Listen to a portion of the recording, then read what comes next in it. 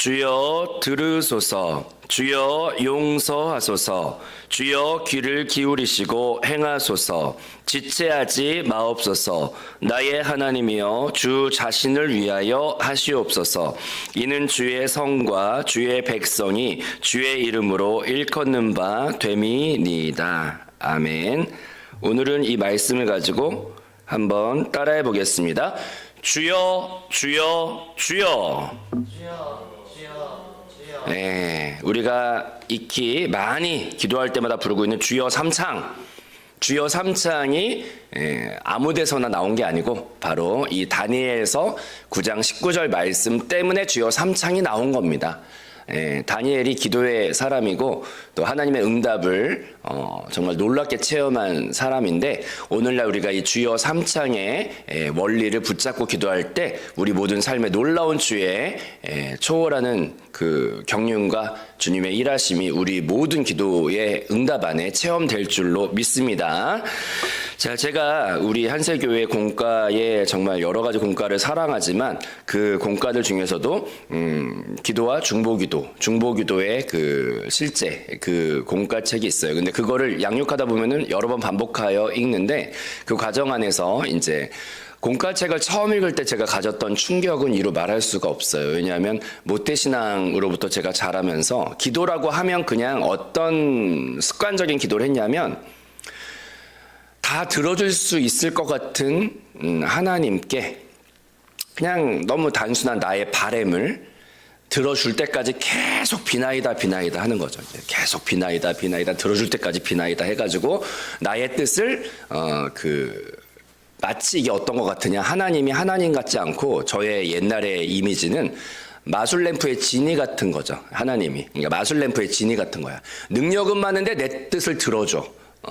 저에게 있어서 하나님이 이제 그런 식으로 각인이 되어 있었기 때문에 뭐 성경적으로 배워본 적이 없기 때문에 그냥 일반적인 저의 기도의 패턴은 하나님이 능력은 많은데 내 뜻을 들어줘. 마법 지니, 램프의 지니 같은 느낌으로 기도를 해왔어요. 근데 그 기도가 되게 응답이 잘 됐다기보다 이렇게 뭐랄까 많이 뭐가 삐그덕거리고 속 시원하지가 않았어요. 그랬는데 그런 상태로 있다가 이제 중보기도의 공과, 기도의 원리에 대한 그 공과를 딱 읽는데 첫 페이지에 나와 있는 성경 구절이 알던 구절인데 기도에 대한 설명에 대한 첫 구절로서 그걸 읽었는데 충격을 받은 거예요. 왜냐하면 거기 제일 처음 나오는 성경 구절이 요한복음 15장 7절인데, 너희가 내 안에 거하고 내 말이 너희 안에 거하면 그러면 무엇이든지 원하는 대로 구하라. 그리하면 이루리라. 이렇게 되어 있으면서 이제 밑에 적혀 있는 공과를 읽어가기 시작하니까 저의 고정적인 기도의 원리는 내 뜻을 하나님께 관철시키는 거였거든요. 그냥 요약하자면 그때그때 나의 필요와 바램을 하나님께 관철시키는 기도였어요. 근데 거기에는 그게 아니라고 적혀 있는 거예요. 기도 공과에. 기도의 주체가 내가 아니고 거기에 충격적인 말이 적혀 있었는데 한번 따라서 고백해 볼까요? 참된 기도는 내주하시는 그리스도가 보좌 위에 그리스도께 기도하는 게 참된 기도다. 세상에 너무나 제가 충격을 받고 약간 어렵기도 하고 이게 뭔가, 근데 이제 충격을 엄청 받은 거예요. 그래서 나의 기도가 뭔가 되게 잘못됐구나. 성경적인 기도는 아니구나. 그러면서 이제 공과를 계속 반복하여 읽게 되는 거예요. 근데 그 반복하여 읽는 과정 가운데 저의 잘못했던 기도가 많이 교정을 받게 되면서 너무 기도 안에 자유를 느끼고 또 빛을 느끼면서 회개가 있고 막 이렇게 주의 막 역동적인 은혜가 저를 사로잡으면서 다시 이제 주님이 원하시는 기도, 성경이 원래 말했던 기도, 그냥 뭐 정월 초파일에 가보면은 뭐 이렇게 신년에 가보면은 그런 말 있어요. 우리가 기도 제목 다 종이에 적어서 내세요, 기도카드. 그러면 이제 거기에 우리가 적는 기도 제목들 있잖아요. 그게 이제 불교에 가서 연꽃에 다는 그들의 기도와 내용상 별반 다른 게 없대요. 그들은 죽은 신인데 죽은 신한테 하는 기도나 살아계신 전능자, 초월자, 지혜와 경륜이 비교가 안 되는 그 인격자이신 하나님 앞에 하는 기도가 차이가 없다? 이건 되게 문제가 많은 거예요. 왜냐면 우리가 불교식 기도하고 있는 거예요, 지금. 근데 살아계신 인격자, 초월자, 지혜와 경륜이 뛰어난 모든 걸 보고 계신 하나님께 기도할 때는 우리의 태도가 달라야 합니다. 그럴 때 응답이 속히 임하죠. 근데 그거를 이제 중보기도 공과가 쫙 이렇게 설명을 해줬어요. 그래서 와, 그러면서 되게 은혜를 많이 받았어요. 그래가지고 근데 거기에 읽다가 이제 두 번째 장이나 세 번째 정도 가면은 이제 오늘 본문이 나오는데, 그러면 나는 여태까지 요한복음 15장 7절에서 이게 기도 이렇게 기도하라 이렇게 되어 있는데, 저는 이 성경 구절 중에서 반절은 버리고 기도를 했더라고요. 너희가 내 안에 거하고 내 말이 너희 안에 거하면 고까지를 딱 중요했는데 그거는 아예 신경도 안 썼고, 저는 그동안의 모든 기도가 뭐였냐면 무엇이든지 원하는 대로 구하라 그리하면 이루리라, 요 뒷구절만 가지고 저는 계속 기도를 했기 때문에 불교에서 하는 기도와 별반 다를 게 없었다. 아침에 죽은 성황당 나무에서 비나이다 하는 것과 또 아침에 목욕 재개하고 그냥 냉수 한 사발 써놓고 샤머니즘적으로 미신적으로 했던 기도와 지금 내가 하나님 앞에 하는 기도가 뭐가 다르냐, 나는 되게 많은 저의 한 번도 그렇게 생각해 본 적이 없었는데, 이제 말씀 비치니까 비침했을 때 저를 돌아보게 되고, 그래서 되게 많이 회개를 하게 되고, 내가 이 앞에 반절의 구절은 성경에서 하나님의 말씀을 1.1획이라도 빼고 기도하는 거는, 빼는 것은 그거 자체가 엄청 하나님의 뜻에서 이제, 그래서 결론적으로 나는 이단적인 기도를 하고 있었던 거예요, 그동안. 그래서 되게 회개를 하고, 그러면 이제 앞에 있는 내가 버렸던, 안 봤던 앞에 구절을 온전히 이루는 방법이 뭔가, 그걸 이제 심령의 가난에서 공과를 계속 이렇게 읽었던 것 같아요. 근데 이제 앞에 제일 중요한 기도에 대한 내용 중에 너희가 내 안에 거하고, 이게 무슨 말인가? 또 내 말이 너희 안에 거하면 이게 또 무슨 말인가? 근데 이제 담임 목사님 설교 말씀을 계속 듣고 공과를 읽다 보니까 이제 그렇구나 이제 이런 것들을 이제 좀 새롭게 배우는 과정 중에 있습니다. 그런데 이것이 오늘 본문 말씀에 읽었던 이것도 중보기도 공과에 보면은 나오는데, 이 기도를 모범적으로 잘했던 사람이 다니엘로서 이제 나와요. 드디어 이제 실제 얘가. 근데 여기에서 하나님이 기뻐하는 뜻대로 기도하는 게 바로 다니엘이 모범적으로 보여줘요. 그것도 주여를 저기서 3번 이렇게 부르면서 그 주여를 우리가 맨날 통성기도 시간에 하는 거야. 근데 그걸 뜻을 알고 하는지 모르겠어, 사실. 근데 오늘 우리가 따라해 보겠습니다. 다니엘서의 주여 삼창, 그거의 진짜 뜻과 원리를 알고 기도한다면 우리의 기도가 뻥뻥 뚫릴 줄로 믿습니다. 아멘. 그럼 이제 제가 다시 한번 회개하면서 붙잡았던 다니엘의 3가지 주여의 원리는 무엇일까요? 첫 번째, 여기 보면 이제 첫 번째 주여가 나와요. 다니엘서 9장 19절에 한번 따라해 보겠습니다. 주여 들으소서. 이게 이제 첫 번째 주여예요. 우리가 주여 삼창 주여 할 때 첫 번째 주여는 들으소서야, 들으소서. 근데 주여 들으소서. 그러면 여기에서 주여 들으소서는 어떤 원리가 있을까요? 첫 번째로 주여가 나오죠, 주여. 그 말은 뭐냐면 야곱에게 야복강에서의 기도가 생각이 납니다. 보통 많은 사람들이 기도할 때 야곱이 변화되기 전에의 태도로 기도하는 경우가 저의 삶을 돌아보니까 참 많았던, 거의 100%는 그렇게 기도했더라고요. 왜냐하면 야곱이 야복강에서 처음 하나님을 만나서 자기의 바램을 가지고 관철시키려는 기도를 할 때 어떻게 하냐면 씨름하는 태도로 나오는데, 그 씨름하는 태도로 밤이 맞도록 씨름을 해요. 근데 그렇게 했을 때 결론이 안 나고 길어지기만 할 뿐이에요. 근데 씨름이라고 하는 것은 두 사람이 있을 때 원리가 뭐냐면, 따라합시다. 상대방이 무릎을 꿇어야 끝나는 것이 씨름인데, 우리가 하나님과 씨름하는 기도를 하고 있다? 밤이 새도록 응답이 없어요. 여기에서는 주인이 나예요. 상대방을 무릎 꿇리거든요. 하나님을 감히 무릎 꿇으려는 태도로 기도를 하는 거죠. 저의 지나온 삶을 돌아봤을 때 내가 감히 하나님을 무릎 꿇려요? 그게 저의 평생의 기도였던 것 같아요. 그런데 하나님이 계속 간절함은 있는데 허탕을 치고 있는 야곱을 도와줘요. 이제 환도뼈를 딱 쳐. 그러면 그 다음부터 이제 힘쓰는 방향이 위에서 하나님을 찍어 누르려는 이제 씨름하는 태도로 기도를 막 하고 있다가 갑자기 환도뼈가 부러지니까 힘쓰는 방향이 이렇게 바뀌어. 위에서 누르려던 힘이 매달리는 힘으로 바뀐다고. 그래서 이제 주여, 이제 진짜 그러면서 이제 매달릴 때는 상대방이 무릎 꿇어요? 내가 무릎 꿇어요? 내가 무릎 꿇어요. 기도를 이제 작정 기도를 하고 뭘 하다 보면은 그래도 이러니 저러니 해도 기도는 많이 하는 게 좋아. 왜냐하면 기도를 뭐 기복주의적으로 하든 내 필요에 따라 하든 뭐 급한 불이 떨어져서 하든 간에 기도하다 보면 어차피 생명의 주체이신 하나님을 이렇게 마주 보게 되니까 그 안에서 이렇게 야복강 같은 변화들이 중간에 생겨가지고 비침해가지고 우리의 기도의 태도를 교정을 시켜주시는 은혜가 꼭 있더라고요. 그러니까 뭐 알던 모르던 기도는 많이 하면 일단 좋다. 왜냐하면 주님이 나를 가만두지 않고 어쨌거나 내가 뭐 세상 방법 가지고 막 이렇게 하는 게 아니라 주님 보고 있으니까 하나님이 이렇게 환도뼈를 치던 아니면 회개가 터지던 빛이 임하던 간에 뭐가 주님으로부터 와요. 그러니까 기도는 많이 하면 일단 좋아. 그런데 야곱이 잘했던 게 그거야. 막 포기하지 않고 그냥 응답이 올 때까지 있으니까 응답이 오긴 왔는데 자기 원하는 방식으로 오지 않고 하나님이 교정시켜 주신 다음에 이제 응답이 오는데 이게 처음에는 이제 막 하나님을 감히 찍어 눌러 내 뜻으로 하나님을 무릎 꿇으려는 태도로 기도를 이제 한다고. 우리가 결정 끝내놓고 내가 결정 끝내놓고 주여 땅값은 오를지어다. 그리고 이제 자기가 결정. 주여 우리 아들 연세대 무조건 닥치고 합격시켜 주시고 막 이게 늘 제가 했던 기도 스타일이 그런 거예요. 근데 이제 공과를 읽다 보니까 하나님을 무릎 꿇리는 기도에 그게 주님께 물어보지도 않고 이제 내 뜻을 주님께 무릎 꿇리는. 근데 이제 여기에서 중요한 게 뭐냐? 주인을 내가 이제 거기서 내려오고 하나님이 이제 하도 답답하게 헛삽질을 하고 있으니까 이제 환도뼈를 부러뜨려 가지고 이제 딱 꺾이니까 하나님 무릎 꿇는 게 아니라 이제 따라합시다. 내가 무릎 꿇게 되고 그 다음부터 응답이 속해 오는 거예요.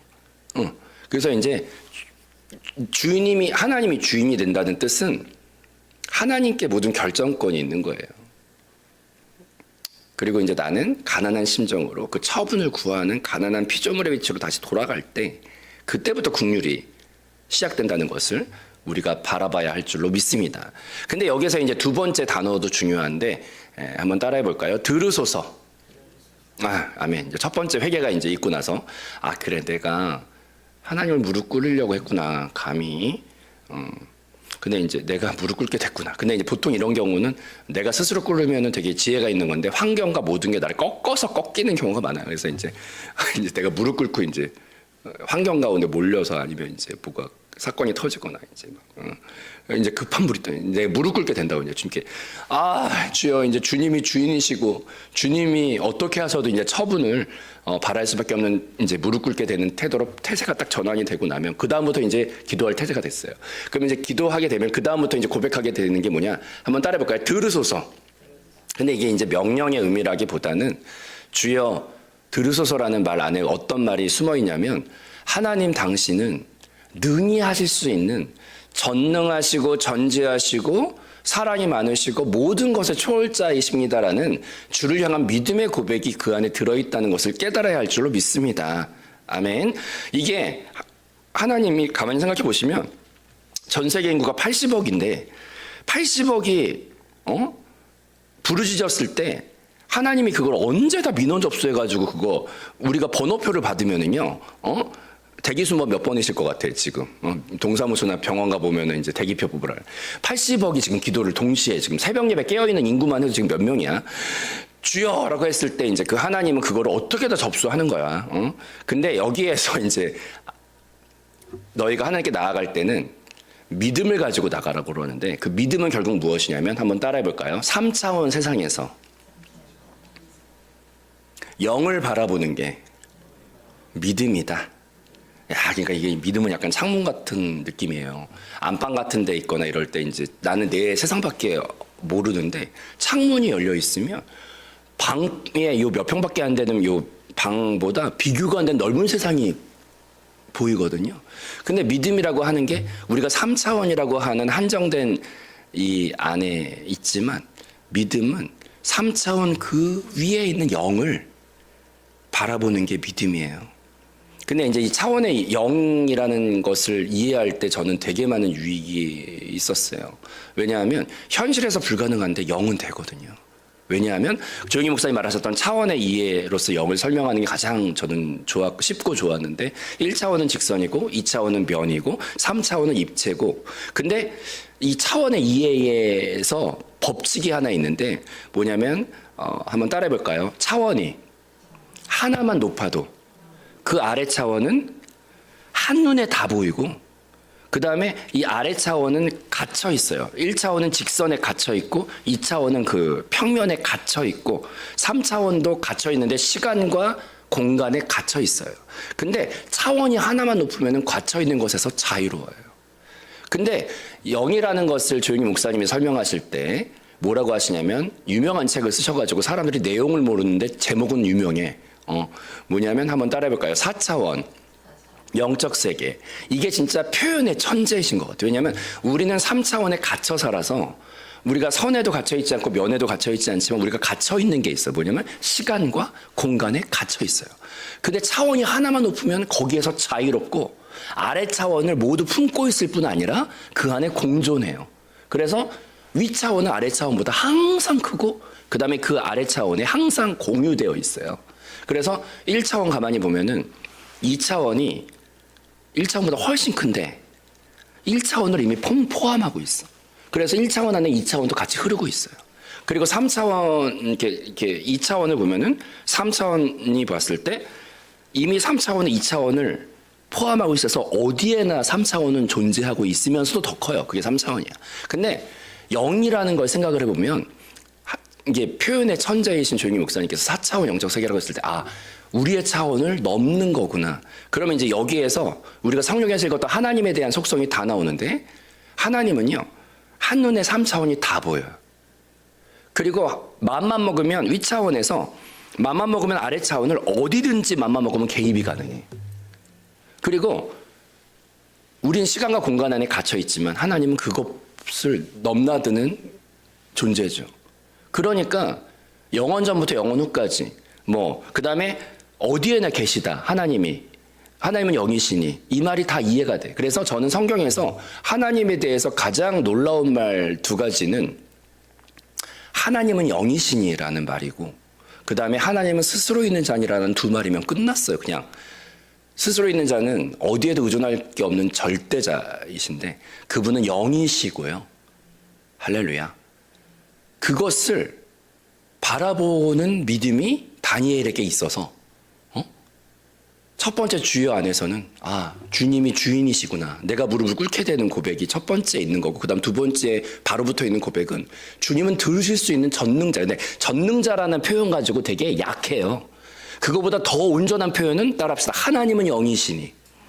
거기 안에 하나님은 전능하시다, 전제하시다, 무소부재하시다, 어디에나 계시다, 편재하시다, 영원하시다, 이런 말이 하나님은 영이신이라는 말 안에 다 들어있다고. 그래서 첫 번째 주여라고 말할 때 최소한 2가지 고백이 있는 거예요. 첫 번째 뭐냐? 내가 무릎을 꿇습니다. 내가 하나님 무릎 꿇으려고 했던 나의 옛날 모든 기도를 회개한다. 나는 피조물입니다. 주여. 근데 그 주님은 영이십니다.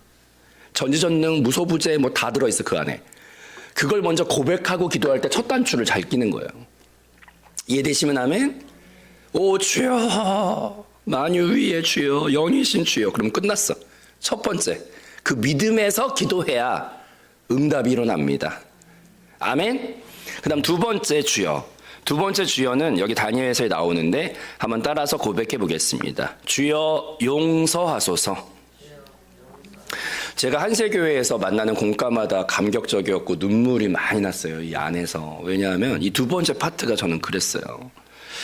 담임 목사님께서 이제 설교하실 때 영이신 것에 대한 설교를 되게 많이, 우리 맨날 이번에도 설교할 때 영에 대한 성경 구절 계속 이제 깨닫던지 못 깨닫던지 하여튼 주의 말씀은 영과 생명이니까 무조건 막 열심히 씨를 뿌리면 그 중에서 깨닫는 자들이 막 생긴다. 그래서 이제 저도 옛날에는 설교할 때 유아유치부부터 첫 사역을 했기 때문에 이게 습관이 붙어가지고 저는 어떤 게 있냐면은 유아유치부부터 첫 사역을 하니까 이거를 이렇게 알아듣기 쉽게 표현하려고 되게 애를 쓰고 설득을 하려고 하고 막 공감을 자아내려고 하고 애들이 막 1분만 이렇게 지루해도 눈이 돌아가니까 어떻게든 유머를 쳐가지고 눈을 막 끄집어 올리려던 게 이제 몸에 배어 있는데 제가 한세계에 와가지고 되게 많이 회개도 했고 하나님 말씀의 권위에 대해서 놀랐던 게 뭐냐, 선포하는 설교예요. 하나님 말씀은 그 자체가 생명이기 때문에 듣던지 아니 듣던지 설득해서 납득하는 문제는 혼의 영역인데 이제 이게 영과 생명의 영역에서는 조용히 목사님도 선포하는 설교를 하시고 선포를 하면은 그 선포 안에 생명이 역사를 하고 성령이 역사를 하고 막 선포더라고요. 그래서 내가 야 근데 이제 그 선포하시는 말씀한테 되게 은혜를 받다가 제가 거기 제대로 당했는데 이제 어떻게 당했냐? 타락한 육체와 자아에 대한 설교를 이제 많이 하셨고 목사님께서. 근데 두 번째 이 파트에서 제가 회개를 너무 많이 한 거예요. 야 그렇구나. 나는 내가 그래도 중간은 가는 사람인 줄 알았고 또 그래도 그렇게까지 악할 것 같진 않았거든요. 남한테 피해 안 끼치고 열심히 노력하고 살았기 때문에. 근데 이제 그냥 인간은 그 자체가 하나님과 분리됨이 죄인데 이 자아는 끝도 없이 날마다 분리되어 자기가 머리가 되어 사는 아예 그냥 삐뚤어진 근성을 아예 갖고 그냥 원래 혼이 중립적이라면 타락하여 자아가 됐기 때문에 이 자아는 날마다 자기가 하나님 자리 기어 올라가서 자 한번 따라해 볼까요? 스스로라는 말은 하나님 한 분 외에는 쓸 수가 없는 단어예요. 하나님만 스스로 있는 자존자시고 나머지는 다 피조물 주제에 주님 없이는 다 사망인데 근데 나는 날마다 스스로 결정하고 스스로 판단하고 스스로 평가하고 스스로 행동을 한단 말이에요. 그게 내가 하나님 자리에 기어 올라가는 교만이에요. 내가 하나님 되는 게 교만이죠. 상교만이죠. 자아는 그 자체로 죄악이에요. 이걸 제가 몰랐어요. 근데 이제 타락한 자아와 육신에 대한 설교를 많이 하실 때 제가 거기 말씀에 설득하는 말씀이 아니라 막 이제 선포를 막 타락한 육체와 그 말씀이 막 이제 파워가 있어서 성령이 역사하셔서 막 설득하는 100마디 말보다 성령이 사용하는 한 단어가 바꾸더라고요. 그래서 다이너마이트처럼 터졌어. 그래가지고 자아를 막 이제 어느 날 막 회개를 하고 육신을 막 회개를 하고 막 그러다 보니까 자 따라합시다. 자아와 육신 안에서 나오는 게 선한 게 있나 이런 생각이 들어요. 근데 우리가 하는 많은 기도는 가만히 이렇게 말씀의 검 안에서 쪼개서 처음엔 분별도 없다 이제 말씀 생명의 말씀 맑은 영의 말씀 듣다 보면은 내가 기도 시간에 앉아서 기도하는 게 다 대부분 그 출처가 처음에 모호했는데 말씀의 빛이 임하고 나서 이제 내 기도의 출처가 이제 이렇게 쪼개서 보게 되면은 나의 기도가 모양은 기도지만 육신의 소욕을 기도하고 있더라고요. 또 자아의 소욕을 기도하고 있더라고요. 그러니까 이제 우리는 두 번째 해야 될 게 뭐냐면 따라합시다. 용서하소서. 나의 자아와 육체의 비껴나간 상태에 있다는 걸 빛 가운데 하나님이 알게 하실 때 우리는 그 기도를 멈출 수 있게 되고 분별이 있게 되고 그래서 육신의 기도, 자아의 기도를 빛 가운데 볼 수 있는 은혜가 임하게 됩니다. 그래서 성경 말씀에 보면은 너희가 구하여도 받지 못함은 육신의 정욕대로 쓰려고 잘못 구하기 때문이다가 성경은 다 이렇게 연결되어 있기 때문에 두 번째 주여라고 부를 때 회개하는 기도죠. 나의 존재 자체를 회개합니다. 지금 내가 하는 기도로 회개합니다.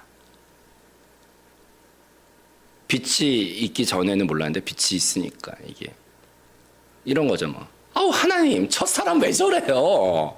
저 사람 좀 꼭 꾸라지게 해주시고 우리 남편 제발 짜증이 나면서 왜 남편을 막 기도해. 근데 그거 가만히 돌아보면은 이제 출처가 어디냐 이렇게 조사를 들어가 보면은 이제 국률과 사랑도 아니고 영도 아니고 다 육신과 자아 안에서 이제 내가 피해보고 짜증이 나니까 이제 막 그 사람 부셔주세요. 근데 이제 대부분 이렇게 기도를 그래도 하는 게 좋다. 왜냐하면 하나님이 날 사랑해서 이제 환도표 꺾어주는 일을 주시거든 기도하다가 그러면 내가 죄인이었네 막 이제 그렇게 이제 회개하면은 그때 응답이 막 임하더라고요. 근데 두 번째 우리가 주여에서 봐야 되는 건 따라합시다. 용서하소서. 나의 존재 자체를 용서하소서. 나는 죄인일 뿐입니다. 이게 두 번째 주여. 자, 첫 번째 주여는 주님이 주인이신데 그분은 영이시다. 이걸 이제 믿음으로 바라봐야지. 아멘. 두 번째 주여는 하지만 나는 너무나 이게 죄인이구나. 육신과 자아는 그냥 자체가 내 존재 자체가 죄의 생산 공장이구나. 여기서 하는 기도가 뭐 선한 게 있겠나? 이게 이제 두 번째 주여죠. 그러면 이제 세 번째 주여는 여기 다니엘서에서 뭐냐면 따라합시다. 하나님이여 주 자신을 위하여 하시옵소서. 저도 이 세 번째도 되게 많이 이제 경외감을 갖고 공과를 반복하여 읽다가 또 목사님 설교 말씀에 다 흐르는 목사님께서 설교하실 때 기도하실 때 보면은 자기를 위한 기도를 별로 안 해요. 다 입에서 나오는 말이 뭐야? 따라해보자. 주님의 뜻과 주님의 나라, 주님의 목적. 맨날 제가 한세교회 16년, 15년 있으면서 들었던 말이 하나님의 뜻과 하나님의 목적, 하나님의 경륜, 하나님의 나라, 하나님의 교회, 하나님의 표대 뭐 이런 얘기만 귀에 못이 박히게 들었던 것 같아. 그래서 그런지 요즘에 제가 새신자 양육을 하고 있는데 새신자분이 와서 하는 말이 한세교회는 막 살아있어요. 모든 카톡방이 다 살아있고 뭐 장로님들이 살아있고 막 모든 성도들이 살아있고 다음 세대 왜 이렇게 살아있고 말이야.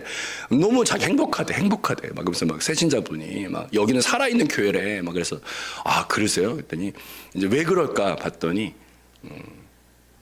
이 교회가 하나님이 기뻐하는 뜻에 합당한 걸 계속 구하고 있거든요.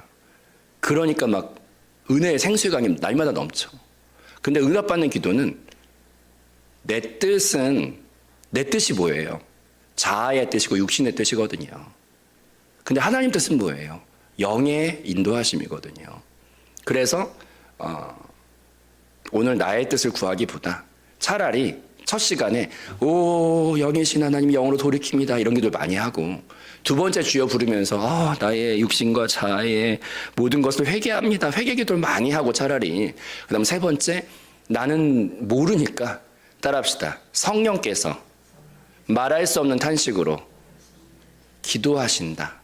그러면 이제 성령의 기도를 들어야죠. 이렇게 성령이 내 지금 문제, 뭐 자녀의 문제, 아니면 병의 문제, 아니면 이제 형통의 문제, 장막의 문제 그런 주제는 있지만 그 주제에 대한 인도하심은 무엇인가요? 하고 들어야죠. 그럼 영의 느낌을 따라 성령님 인도해 주세요. 성령님 인도해 주세요. 성령님 이렇게 막 간절하게 가난한 마음으로 기다릴 때 주님이 어떤 말씀을 주시거나 은혜를 주시면 그걸 잡아서 기도를 할 때 그래서 우리 권사님들이 쓰시는 전문 용어가 있어요. 따라합시다. 오늘은 기도 줄이 잘 잡혀. 뭐 이런 기도. 이런 공과를 안 배우셔서 그분은 영안에서 많이 하니까 이제 체험적으로 아는 거지.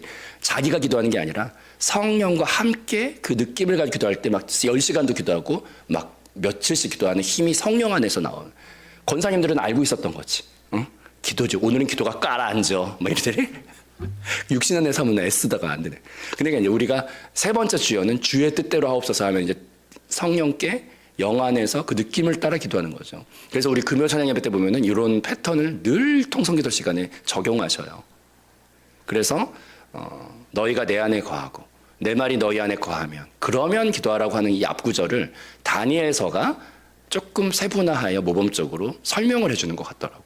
그래서 공과를 읽다가 이제 제가 은혜 받았고 그래서 차라리 급한 내 기도하는 것보다 믿음의 주여 온전케 하신 주님을 초월자이신 주님 예수 그리스도 안에 오중 권세 능력을 막 바라보면서 이렇게 하나님 받아들이는 기도를 차라리 많이 하고 그 다음에 나의 회개를 많이 하고 그 다음에 성령을 구할 때 주께서 보여주시는 뜻을 따라 기도할 때 놀라운 주의 응답이 임합니다. 그래서 이 다니엘서는 이때가 바벨론 포로기였는데 결국 이렇게 기도했을 때 70년 동안 포로가 된다는 성경을 에레미야서에서 다니엘이 읽게 되고 이 앞에 나오거든요.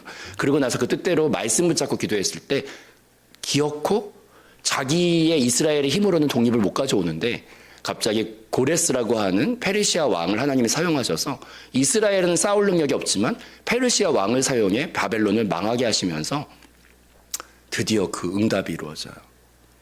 그거를 다니엘은 마지막 노년에 보게 됐어요.